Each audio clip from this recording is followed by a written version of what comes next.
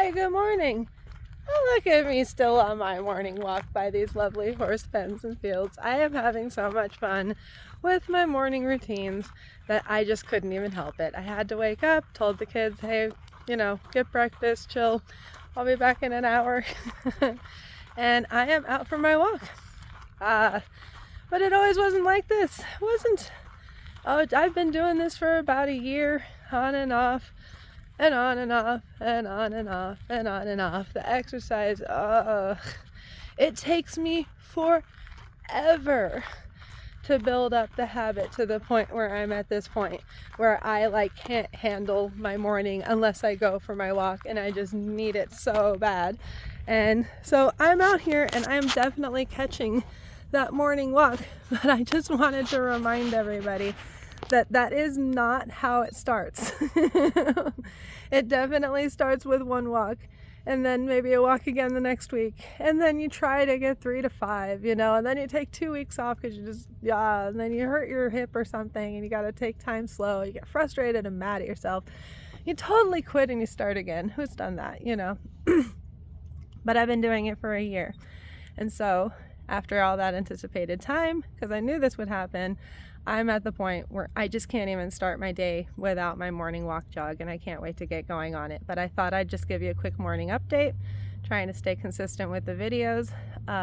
Still haven't weighed myself, so I don't actually know what my progress is, but I'm feeling like pretty leveled off. I might have eaten a little bit extra on that fish burrito yesterday, but I am on my walk. And I do still feel like I'm making gains in the way of being able to eat mindfully when I'm eating. I still definitely have some late night snacking issues. I'm trying to treat it with the magnesium glycinate. In fact, that does work. The second I take the magnesium, I'm drinking water and I'm passing out anyway, and you don't see me till the next morning. That's really helping me with my energy in the day. And the creatine in the morning with the protein shake before I go on my walk is turning into the most amazing pre-workout. So those things are definitely supplementing this boosted mood in my workouts. I think that sometimes we need to kind of pay attention to those things and realize that they're not really setbacks, but steps forward and progress as we go along the way. When I first started this, I didn't have the money to afford all these supplements, the creatines and the magnesiums and the collagen and stuff like that. I had to first start by refusing to eat out for a little while and just doing some food portioning and budgeting at home. Now, that wasn't actually helping me lose weight because it wasn't focused on protein. I wasn't watching my macros. I wasn't watching my calories at all. And I wasn't working out consistently.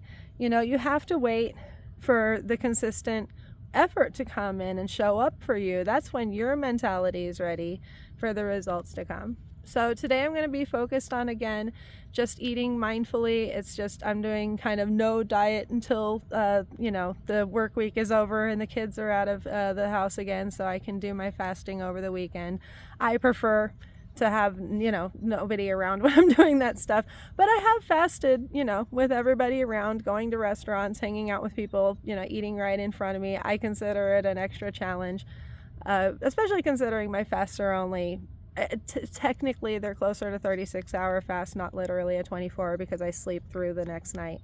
But honestly, it's really just so short that it doesn't create that same crazy urge that actually normal life tends to do to me. A snack creates more of a crazy spiraling urge for me to eat more food than knowing that I'm not going to eat for 24 hours, but that I'm going to slowly start eating after that. It's just different. So outside of trying to just kind of maintain and focus on my parasympathetic breaths, to focus on not eating inappropriately, I tried a different method when I was eating my snack, my little fruity yogurts. I would eat one and then try to wait for the flavor from the last bite to leave my mouth before having the next bite. And with the simple excuse, I was already tasting the last bite still. Like, what was the purpose of having another bite while I'm still eating the last bite, technically? And it kind of slowed me down for a little, and then I just ate the whole bag because I was definitely going to eat the whole bag anyway. So, believe it or not, that's still a win because it was fruit and because it was just dark chocolate covering fruit. And I didn't, I ate just my gummy worms. I avoided the gummy worms at the store that were all covered in sugar, the natural ones. Not the natural ones, the normal ones, all the regular fruit snacks that I would normally eat an entire bag of when I got home. And I didn't do that. I ate my protein gummies. So all of those are still wins. I'm still working on it. This is a work in progress, and I've honestly been working on this for a year. It took me a while to figure out the right foods that would help me keep losing weight. I was working out consistently for a while. I've been, consistently inconsistent with that. And it's finally getting to the point where it's broken through. You get the right combination on your own little luck. And a lot of times it's not going to come from some fitness guru. A lot of times you're going to find out the exact things, or it's going to be between you and your physician. They might actually be able to help you out with different things. I personally do these elimination diets so that I can add things back in slowly, so that sort of like an allergy test, I can kind of decipher exactly what's good and what's not for me. For instance, this whole week I've been having those Body Armor Zero drinks, which was testing my sensitivity, just mine, to stevia. And it turns out I don't really have any issues with bloating or anything with stevia. It doesn't trigger any kind of eating kind of for me. So it's a safe sweetener for me, which is fantastic. That opens up my floodgates to what things I can cook, what things I can make, how my food's going to taste from now on.